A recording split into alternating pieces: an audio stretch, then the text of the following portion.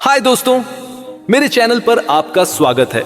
आज हम एक बहुत ही दिलचस्प और जरूरी टॉपिक पर बात करने जा रहे हैं। एआई यानी आर्टिफिशियल इंटेलिजेंस स्टॉक मार्केट को कैसे बदल रहा है।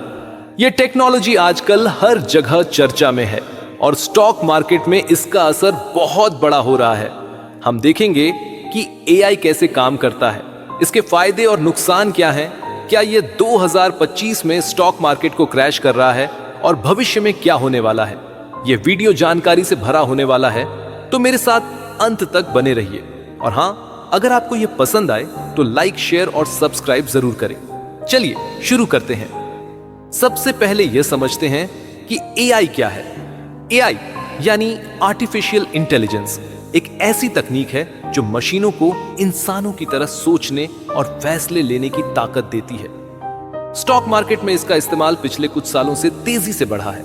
पहले लोग अपने दिमाग और अनुभव से शेयर खरीदते बेचते थे, लेकिन अब एआई ने इस खेल को बदल दिया है। यह डेटा को देखता है, पैटर्न ढूंढता है और सेकंड में फैसले लेता है। तो चलिए इसके काम करने के तरीके को विस्तार से समझते हैं। पहला नुकसान है अति निर्भरता।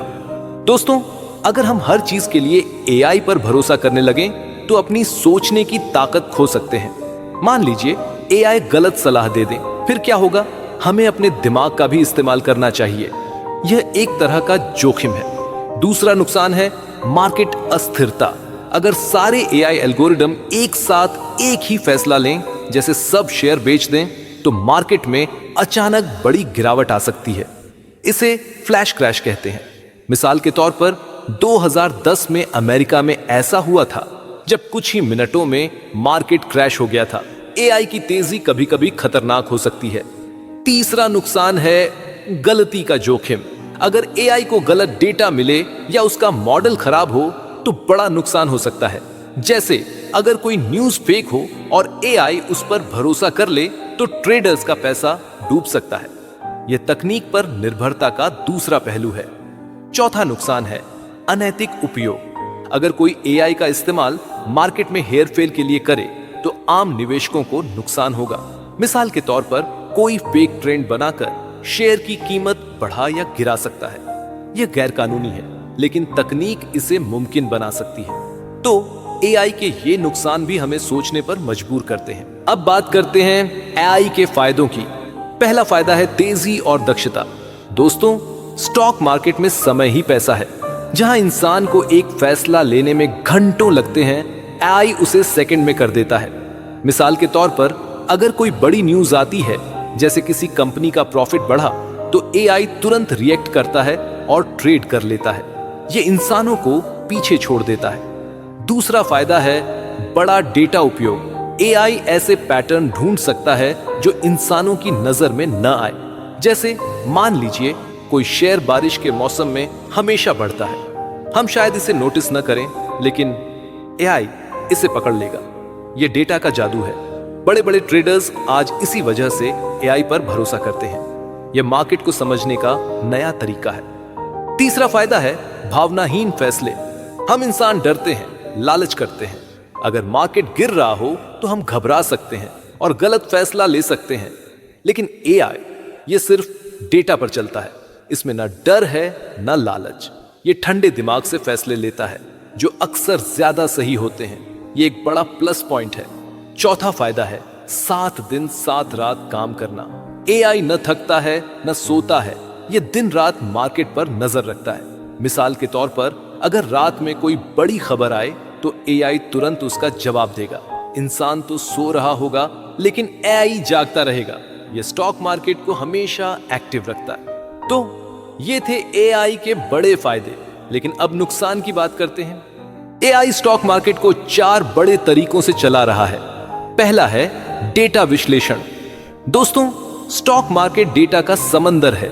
मान लीजिए आप एक कंपनी का शेयर खरीदना चाहते हैं। आपको उसकी पिछले 10 साल की performance, financial reports, market trends और न्यूज़ देखनी होगी।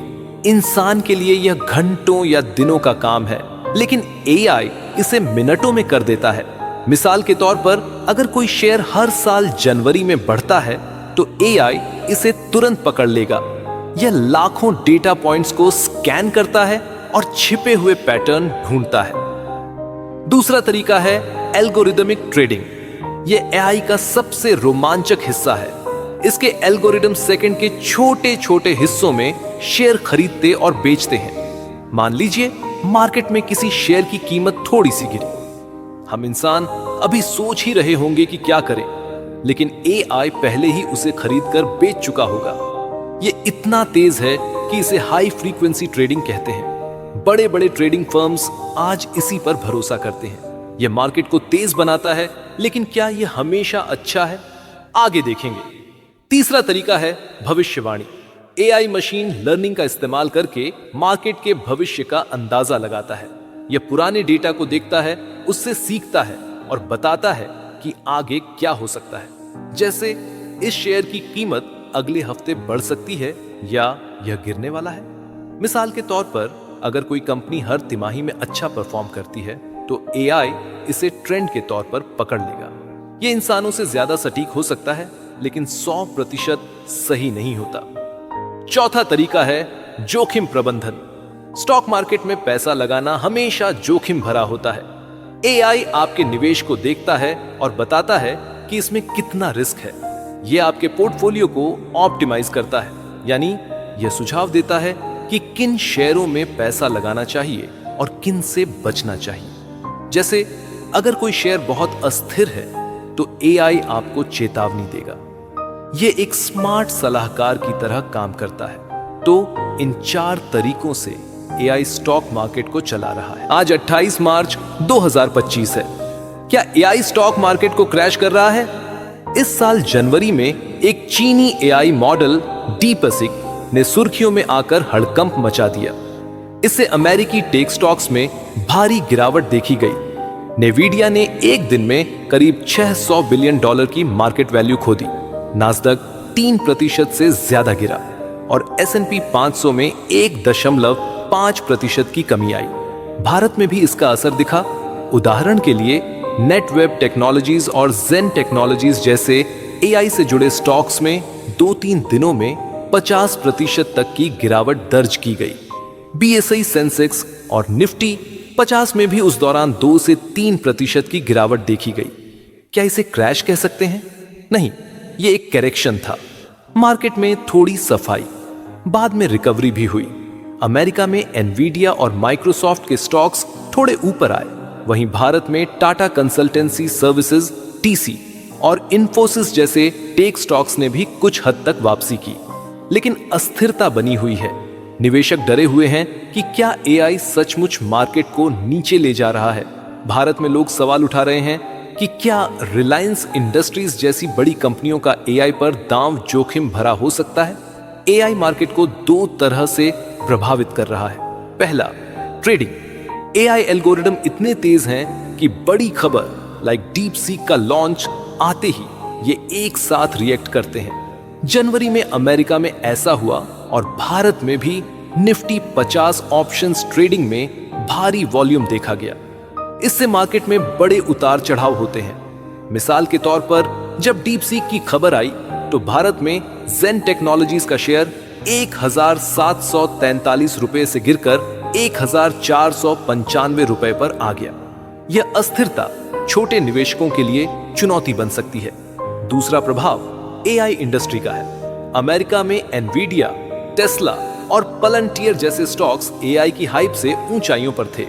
भारत में भी नेटवेब टेक्नोलॉजीज, अनांत राज और हैप्पीएस्ट माइंड्स जैसे स्टॉक्स एआई की लहर पर सवार थे, लेकिन डीपसीक जैसे सस्ते एआई मॉडल ने इनकी वैल्यू को खतरे में डाल दिया। अनंत राज का शेयर जो 52 सप्ताह के उच्चतम स्तर 668 रुपए पर था, जनवरी में 534 रुपए तक गिर गया। निवेशक डर रहे हैं कि क्या भारत में भी एआई का बुलबुला फटेगा, खासकर उन कंपनियों के लिए जो डेटा सेंटर्स और एआई हार्डवेयर पर निर्भर हैं। फिलहाल पूरा क्रैश नहीं हुआ है। एक सच्चा क्रैश तब होता है जब मार्केट 20% या ज्यादा गिरे।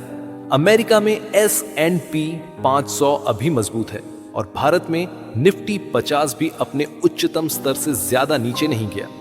अमेरिका में नौकरियां बढ़ रही हैं, भारत में भी IT सेक्टर और मैन्युफैक्चरिंग में ग्रोथ दिख रही है।